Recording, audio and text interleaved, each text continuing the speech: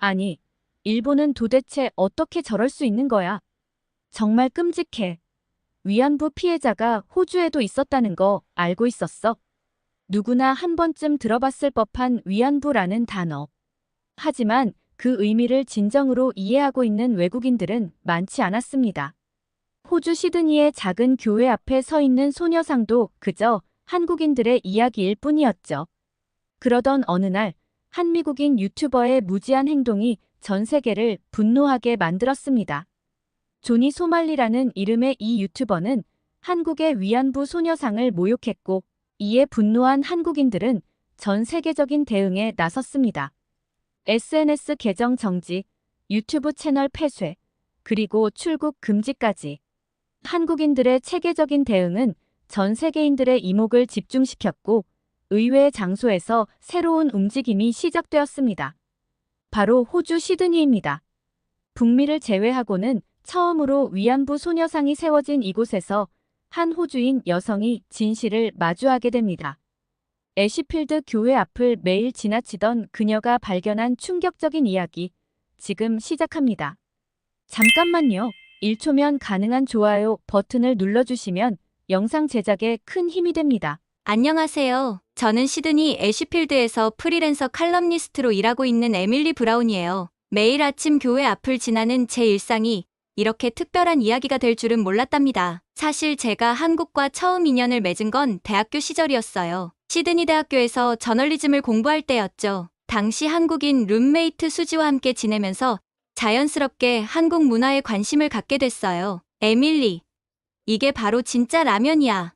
하면서 새벽 2시에 라면을 끓여주던 수지가 아직도 생생하네요. 어머, 세상에. 수지가 한국 드라마를 보다가 자주 하던 말이에요. 처음엔 그저 웃음이 났는데 어느새 저도 모르게 따라하고 있더라고요. 한국 드라마에 빠져 오빠라는 말도 배웠죠. 그렇게 한국 문화와 가까워지던 중 2016년에 특별한 일이 있었습니다. 제가 사는 애쉬필드 교회 앞마당에 어떤 소녀상이 설치된 거예요. 처음엔 그저 평범한 동상인 줄 알았죠. 하지만 설치 당일 수많은 사람들이 모여 눈물을 흘리는 걸 보고 뭔가 특별한 의미가 있다는 걸 직감했어요. 그날 저는 취재 기자로 현장에 있었답니다. 한국인 할머니께서 오셨는데 그분의 눈빛을 아직도 잊을 수가 없어요. 뭔가 이야기하고 싶은데 하지 못하는 것처럼 보였죠. 당시 저는 그저 피곤하신가 보다 라고만 생각했어요. 지금 생각해보면 너무 부끄러운 일이었죠. 시간이 흐르면서 소녀상은 제 일상의 일부가 됐어요. 매일 아침 커피를 들고 출근길에 지나치면서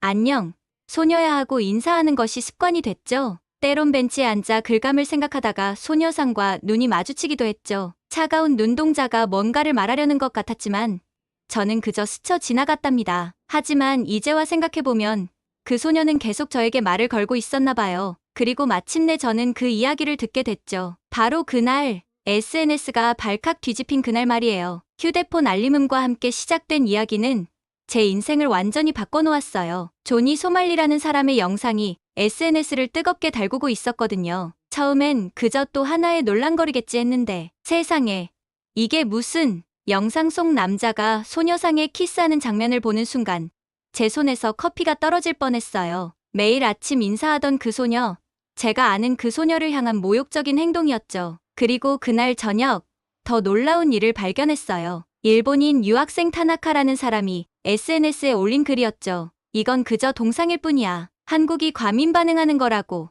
그 글을 보는 순간 가슴 한켠이 묘하게 불편해졌어요. 마치 오래전부터 알고 있던 진실이 깨어나는 것 같은 느낌이었달까요? 잠깐만요. 이건 뭔가 잘못됐어요. 제가 7년 동안 매일 마주하던 소녀상에는 분명 더 깊은 이야기가 있을 거예요. 그리고 저는 그 이야기에 대해 자세히 알아보고 싶은 호기심이 생겼답니다. 이렇게 시작된 제 이야기는 단순한 동상이 아닌 한 소녀의 침묵 속에 숨겨진 역사적 진실을 마주하게 되는 과정이었어요. 그리고 그날의 선택이 제가 알던 모든 것을 뒤바꿔 놓게 될 줄은 상상도 못했답니다. 목사님을 처음 만난 건 그날 오후였어요. 평소처럼 교회 앞을 지나는데 목사님이 소녀상 주변에 낙엽을 쓸고 계시더라고요. 매일 보던 모습이었지만 그날은 왠지 발걸음이 멈춰졌답니다. 소녀상에 대해 여쭤보자 목사님은 빗자루를 내려놓으시더니 따뜻한 미소와 함께 드디어 묻는구나 라고 하셨어요. 마치 오래전부터 제가 이 질문을 할 날을 기다리고 계셨다는 듯이 말이죠. 교회 안으로 들어가 목사님과 나눈 대화는 제 심장을 쿵쾅거리게 만들었어요. 2016년 이 소녀상이 처음 시드니에 올 때의 이야기였죠. 사실 처음부터 이곳에 설치하려고 했던 게 아니었다고 해요. 스트레스필드 공원이 원래 예정지였대요. 그런데 당시 일본 측에서 1만 6천 명의 서명을 받아 설치를 막으려 했다는 사실을 알게 됐죠. 목사님이 보여주신 당시의 신문들을 하나하나 읽어내려갔어요. 시드니 모닝 헤럴드, ABC 뉴스, 그리고 BBC까지. 놀랍게도 이 작은 소녀상은 전 세계 언론의 주목을 받았더라고요. 특히 놀라웠던 건 네덜란드계 호주인 할머니의 이야기였어요. 얀 루프 오헤른이라는 분이셨죠. 제 나이 또래였던 그분이 겪으셨던 일들을 읽으면서 손이 떨려왔어요. 15살의 어린 나이에 겪은 참혹한 이야기에 눈물이 흘러내렸답니다. 우리와 같은 호주인이, 그것도 저와 비슷한 또래의 소녀가 겪었던 일이라니. 목사님은 그래서 이 소녀상을 지키기로 결심하셨다고 해요. 단순한 동상이 아닌 우리의 이웃, 우리의 자매, 우리의 딸들이 겪은 아픔을 기억하는 상징이라고 말씀하셨죠. 그날 저녁 집으로 돌아오는 길에 소녀상을 다시 바라봤어요. 차가운 청동 눈동자는 여전히 감겨 있었지만 이제는 그 다친 눈 속에 숨겨진 이야기가 보이는 것 같았어요. 문득 수지가 생각났어요. 대학 시절 한국 드라마를 보다가 갑자기 울음을 터뜨리던 날이 있었거든요. 그때는 그저 드라마가 슬퍼서 그런 줄 알았는데 이제야 이해가 됐어요. 그날 본 드라마가 위안부 할머니들의 이야기였다는 걸요. 수지에게 연락했더니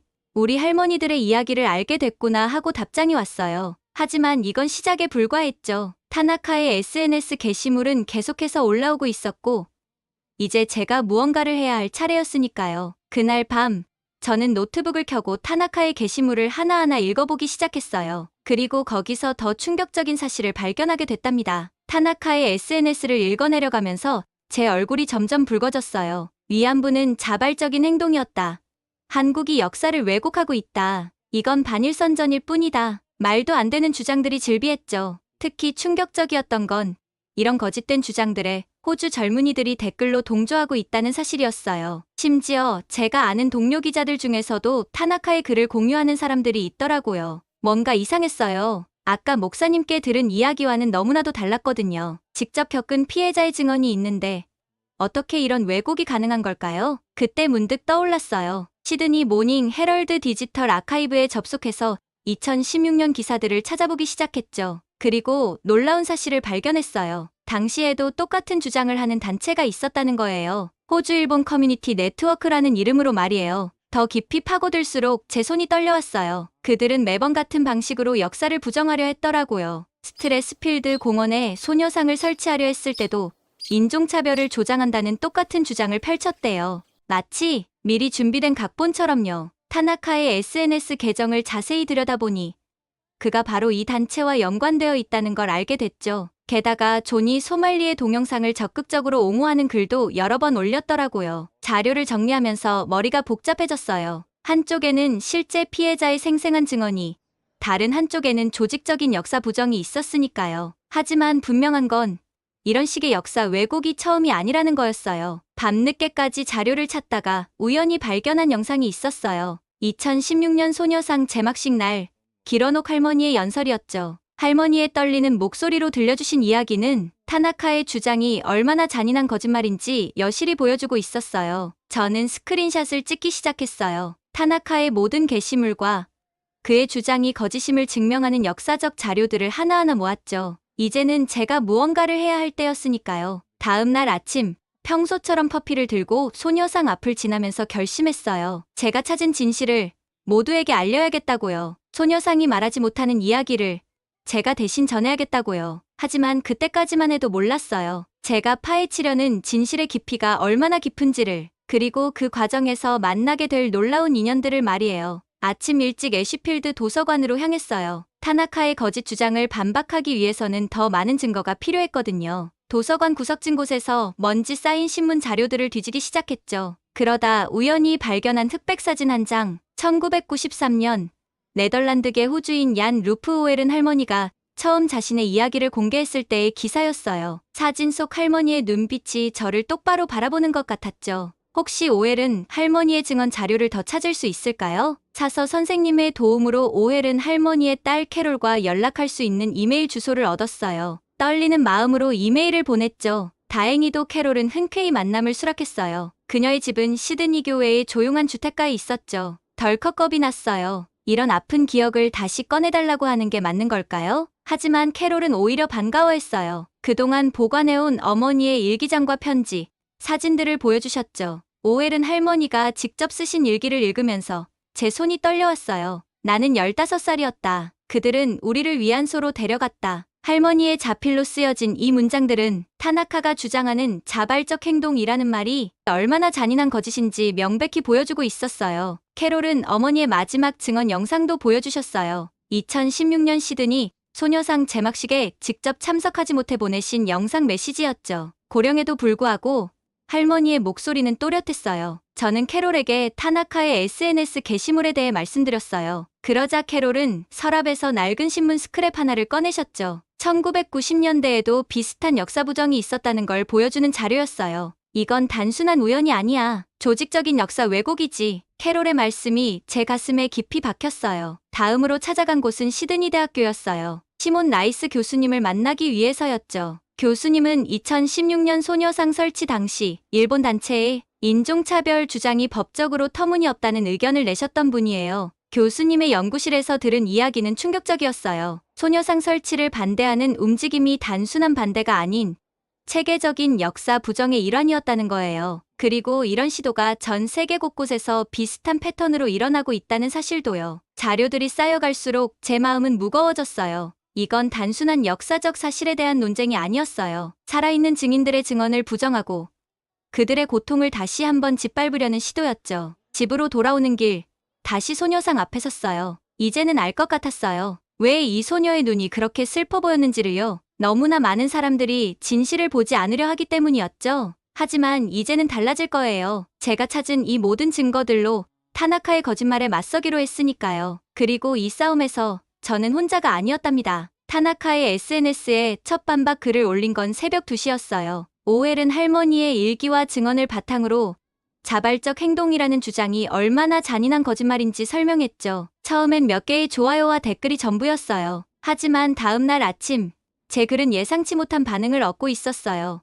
호주 각지에서 비슷한 자료들이 공유되기 시작한 거예요. 특히 시드니대 역사학과 학생들이 적극적으로 가세했죠. 그들은 일본군 위안부 관련 해외 자료들을 번역해서 올리기 시작했어요. 타나카는 처음엔 반박을 시도했어요. 그건 개인의 기억일 뿐이야. 공식 기록은 달라. 라고요. 하지만 이번엔 제가 준비가 되어 있었죠. 캐롤이 제공해준 네덜란드 정부의 공식 문서들을 하나씩 공개했어요. 연합군이 작성한 보고서, 전범 재판 기록들까지. 예상치 못한 지원군도 나타났어요. 비비안 박 회장님이 소개해주신 한국의 연구자들이 영문으로 번역된 자료들을 보내주셨거든요. 일본군 위안부 피해자들의 증언집, 당시 일본군의 공문서, 미군 정보 보고서까지 이 모든 자료가 타나카의 주장이 거짓임을 증명하고 있었어요. 점점 더 많은 호주 언론이 이 논쟁에 관심을 보이기 시작했죠. ABC 방송에서는 소녀상의 의미를 다룬 특집 프로그램을 준비한다고 연락이 왔어요. 시드니 모닝 헤럴드는 제가 찾은 자료들을 바탕으로 긴 기사를 실었고요. 하지만 가장 놀라운 변화는 SNS에서 일어났어요. 존이 소말리의 동영상을 보고 분노했던 전 세계 사람들이 이제는 위안부 문제의 본질에 관심을 갖기 시작한 거예요. 소녀상을 찾아와 헌화하는 외국인들의 모습이 SNS를 가득 채웠죠. 타나카의 게시물에 달렸던 지지 댓글들은 하나둘씩 사라져갔어요. 대신 진심 어린 사과의 말들이 올라오기 시작했죠. 어떻게 이런 일이? 이제야 알게 됐다. 다시는 이런 일이 없어야 한다 라는 내용이었죠. 어느 날은 한 호주 고등학생이 소녀상 앞에서 편지를 읽는 모습이 화제가 됐어요. 우리는 이제 알아요. 당신들의 침묵 속에 담긴 진실을. 그리고 약속해요. 우리가 그 진실을 지키겠다고. 캐롤에게 이 소식을 전하자 그녀는 울면서 기뻐하셨어요. 어머니가 그토록 바라셨던 일이 일어나고 있다고요. 진실이 더 많은 사람들에게 알려지고 기억되고 있다고요. 타나카는 결국 자신의 SNS 계정을 삭제했어요. 하지만 이건 끝이 아닌 시작이었죠. 이제 더 많은 사람들이 소녀상이 전하는 메시지에 귀 기울이고 있으니까요. 역사는 부정할 수 있어도 진실은 결코 지울 수 없다는 걸 우리 모두가 배웠답니다. 그리고 저는 매일 아침 여전히 소녀상 앞을 지나며 인사를 해요. 이제 그 소녀의 침묵이 얼마나 큰 울림을 갖고 있는지 알게 됐으니까요. 애쉬필드 교회 앞 소녀상이 전하는 메시지는 이제 시드니를 넘어 전 세계로 퍼져나가고 있었어요. 조니 소말리의 부적절한 행동이 오히려 더 많은 사람들에게 진실을 알리는 계기가 된 거죠. ABC 방송의 특집 프로그램이 방영된 날, 저는 빌 크루스 목사님과 함께 방송을 지켜봤어요. 프로그램에서는 오헬은 할머니의 증언부터 시작해서 기러녹 할머니의 이야기, 그리고 현재 전 세계에서 일어나고 있는 연대의 움직임까지 다뤘죠. 특히 인상 깊었던 건 호주 원주민 대표 린다 버니 의원의 발언이었어요. 그녀는 자신들의 역사적 아픔과 위안부 피해자들의 고통이 닮았다고 말씀하셨죠. 진실을 부정당하고 목소리를 빼앗겼던 경험, 그래서 더더욱 이 진실을 지켜내야 한다고요. 시드니 곳곳에서 변화의 조짐이 보이기 시작했어요. 대학에서는 아시아 근현대사 수업의 위안부 문제가 정식 커리큘럼으로 포함됐고, 고등학교 역사 동아리에서는 관련 전시회를 열었죠. 가장 감동적이었던 건 젊은 호주인들의 자발적인 참여였어요. 매주 토요일이면 소녀상 앞에서 작은 추모식이 열렸는데 점점 더 많은 현지 젊은이들이 참여하기 시작한 거예요. 그들은 각자의 언어로 평화의 메시지를 낭독했고, 그 모습은 다시 SNS를 통해 전 세계로 퍼져나갔죠. 얼마 전에는 캐롤과 함께 학교 특강에 초청됐어요. 학생들은 놀라울 정도로 진지한 관심을 보였죠. 한 학생이 물었어요. 왜 이런 진실이 그동안 우리에게 알려지지 않았나요? 그 질문에 대한 답을 찾으면서 저는 더 큰 진실을 깨달았어요. 역사는 누군가에 의해 기록되는 것이 아니라 우리 모두가 함께 기억하고 지켜내는 것이라는 걸요. 시드니 모닝 헤럴드의 기자로부터 연락이 왔을 때 저는 망설임 없이 수락했어요. 위안부 피해자들의 이야기를 연재하자는 제안이었거든요. 첫 회는 오웰은 할머니의 이야기로 시작했죠. 호주인들에게 가장 가깝게 다가갈 수 있는 이야기니까요. 연재를 시작하고 얼마 지나지 않아 전국 각지에서 독자들의 편지가 쏟아지기 시작했어요. 그들은 더 많은 이야기를 알고 싶다고 했죠. 그리고 무엇보다 이런 역사가 반복되지 않도록 하겠다고 약속했어요. 최근에는 뜻밖의 변화도 목격했어요. 시드니의 여러 학교에서 수학여행 코스로 소녀상을 찾아오기 시작한 거예요. 선생님들은 학생들에게 역사의 진실을 가르치고 평화의 중요성을 설명하고 있었죠. 특히 인상 깊었던 건 학생들이 직접 조사한 내용을 발표하고 토론하는 모습이었어요. 물론 아직도 타나카처럼 역사를 왜곡하려는 시도는 계속되고 있어요. 하지만 이제는 달라요. 그들의 거짓 주장이 나올 때마다 전 세계의 많은 사람들이 진실을 지키기 위해 목소리를 내고 있으니까요. 이제 저는 매일 아침 다른 마음으로 소녀상을 바라봐요. 더 이상 차가운 청동 눈동자가 아니라 우리 모두에게 진실과 평화의 메시지를 전하는 살아있는 증인처럼 느껴지거든요. 그리고 그 메시지는 계속해서 더 많은 사람들의 마음속으로 퍼져나가고 있답니다. 오늘도 애쉬필드 교회 앞에서 특별한 모임이 열렸어요. 시드니 대학교 학생들이 주최한 역사의 진실을 기억하는 날 행사였죠. 비비안 박 회장님이 들려주신 이야기에 따르면 이제 이런 모임이 멜버른과 브리즈번에서도 시작됐다고 해요. 제 기사가 시드니 모닝 헤럴드에 연재되면서 예상치 못한 연락을 받았어요. BBC와 ABC 방송에서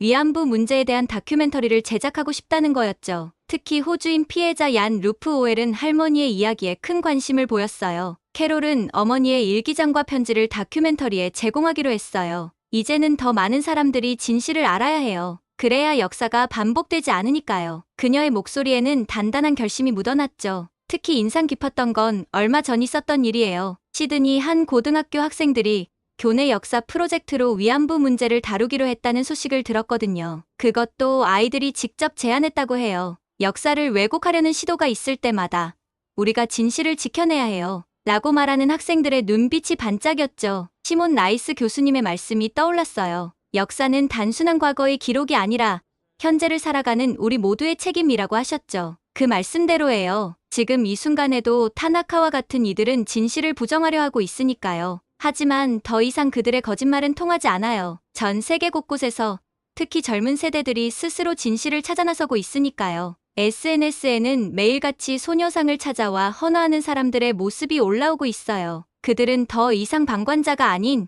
진실을 지키는 증인이 되기로 했죠. 오늘도 소녀상 앞에 앉아 있으면서 생각했어요. 이제 이 소녀는 더 이상 혼자가 아니라고요. 호주에서, 미국에서, 캐나다에서, 전 세계 곳곳에서 그녀의 이야기가 울려 퍼지고 있으니까요. 잊혀선 안 될 이야기가 있다. 제가 쓴 연재의 마지막 문장이에요. 그리고 이제 이 이야기는 계속해서 이어질 거예요. 우리가 있는 한 진실은 결코 침묵하지 않을 테니까요. 매일 아침 출근길에 소녀상을 바라보며 다짐해요. 이제는 제가 이 이야기의 전달자가 되겠다고. 그리고 더 많은 사람들이 이 결심에 동참하고 있다는 사실이 저에게 큰 힘이 되고 있답니다. 지난주 ABC 방송의 특별 기획 프로그램이 방영됐어요. 시드니의 소녀상 잊혀진 역사를 마주하다라는 제목이었죠. 프로그램에서는 2016년 소녀상 설치 당시의 이야기와 그 의미를 다뤘어요. 방송에서는 당시 제막식의 생생한 영상이 공개됐어요. 하얀 천막에 덮여있던 소녀상이 모습을 드러내자 노란 풍선이 하늘로 날아갔고 참석자들은 눈시울을 붉혔다고 해요.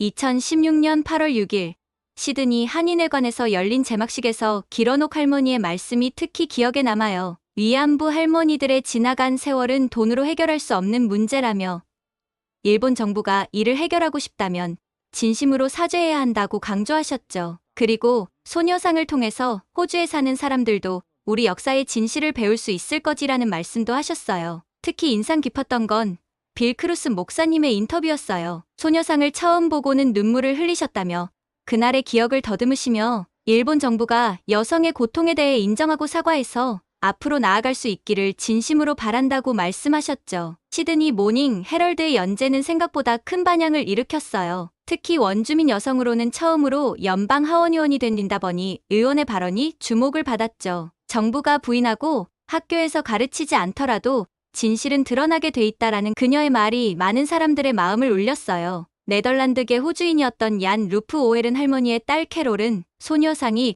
공공장소나 박물관 등에 더 들어서야 한다고 말씀하셨어요. 그리고 그 바람은 현실이 되어가고 있었죠. 시몬 라이스 교수님의 말씀처럼 이제 위안부 문제는 더 이상 한국만의 문제가 아니에요. 호주에도 피해자가 있었고 그들의 고통은 우리 모두가 기억해야 할 역사가 된 거죠. 하지만 최근 마음 아픈 소식이 들려왔어요. 독일 베를린의 소녀상이 철거 위기에 처했다는 거예요. 평화의 소녀상은 단순한 조형물이 아닌 역사적 진실과 인권, 평화의 상징인데 말이에요. 서울에서는 내 옆에 앉아봐, 아리의 손을 잡아주세요라는 전시회가 열렸다고 해요. 베를린 소녀상 아리의 존치를 기원하고 일본군 위안부 문제의 정의로운 해결을 촉구하는 시민들의 염원을 담은 전시라고 하네요. 북미를 제외하고는 처음으로 이곳 시드니에 자리 잡은 소녀상을 바라보며 생각해요. 베를린의 아리도 그 자리를 지켜낼 수 있기를. 어제도 소녀상 앞에 새로운 꽃다발이 놓였어요. 전 세계 곳곳에 세워진 소녀상들이 모두 각자의 자리를 지킬 수 있기를. 그래서 더 많은 사람들이 이 이야기를 듣고 기억하고 또 전할 수 있기를 간절히 바라며 오늘도 소녀상 앞에 섭니다. 시드니의 아침이 밝았어요. 오늘은 특별한 손님들이 찾아왔답니다. 시드니 대학교 국제관계학과 학생들이에요. 그들은 위안부 문제를 주제로 한 학술 발표를 준비하고 있다고 했죠. 캐롤이 미소 지으며 말했어요. 젊은이들이 변하고 있어요. 이제는 그들이 먼저 찾아오고 질문하고 연구하고 있죠. 취재를 위해 찾아왔던 그 소녀상이 이제는 제 일상이 되었어요. 기자로서가 아닌 한 사람으로서 이 이야기를 전하고 있어요. 시드니 모닝 헤럴드 지면을 통해, SNS를 통해, 그리고 직접 만나는 사람들을 통해서요. 얼마 전엔 호주 전역의 대학생들이 온라인 스터디 그룹을 만들었다고 해요. 아시아 태평양 전쟁사를 공부하면서 잊혀진 목소리들을 찾아 기록하는 모임이래요. 이제 저는 그들에게 이렇게 말해요. 역사는 책 속에만 있는 게 아니에요. 우리 주변에, 우리의 기억 속에, 그리고 우리의 선택 속에 살아있죠. 매일 아침 출근길, 저는 더 이상 혼자가 아니에요. 이 작은 교회 앞에서 시작된 이야기가 이제는 수많은 사람들의 이야기가 되었으니까요. 그리고 그들과 함께 우리는 계속해서 기억하고 이야기하고 또 행동할 거예요. 이것이 우리가 할 수 있는 그리고 해야만 하는 일이니까요. 오늘 사연은 여기까지입니다. 시드니의 소녀상을 통해 역사의 진실을 마주하게 된 호주인 기자 에밀리의 이야기 어떠셨나요? 우리의 소녀상이 전하는 메시지가 국경을 넘어 전 세계인들의 마음을 움직이는 모습이 인상적이었습니다. 한국인들의 체계적이고 조직적인 대응, 그리고 역사적 진실을 지키려는 의지가 세계인들의 공감을 얻고 있다는 사실이 자랑스럽네요. 특히 젊은 세대들이 자발적으로 역사를 배우고 기억하려 노력하는 모습이 희망적으로 느껴졌습니다. 여러분은 전 세계에 세워진 평화의 소녀상들이 어떤 의미를 가진다고 생각하시나요? 또 우리가 역사의 진실을 기억하고 전달하기 위해 어떤 노력을 해야 할지 여러분의 의견이 궁금합니다. 댓글로 여러분의 의견을 남겨주세요. 감동 뭉클에서는 여러분의 소중한 마음을 모아 사연 주인공들에게 전해드리고 있습니다. 여러분 주변에 감동적이거나 재미있는 실제 사연들을 제보받고 있으니 언제든 저희 공식 메일로 제보해주세요. 오늘 들려드린 사연이 마음에 드셨다면 구독과 좋아요 눌러주시고 주변 분들과도 공유해주세요. 여러분의 작은 관심과 응원이 더욱 좋은 콘텐츠를 만드는데 큰 힘이 됩니다. 오늘도 여러분의 하루에 작은 감동을 드렸기를 바라며 이상 감동 뭉클이었습니다. 끝까지 시청해주셔서 감사합니다. 다음에 더 감동적인 사연으로 찾아뵙겠습니다.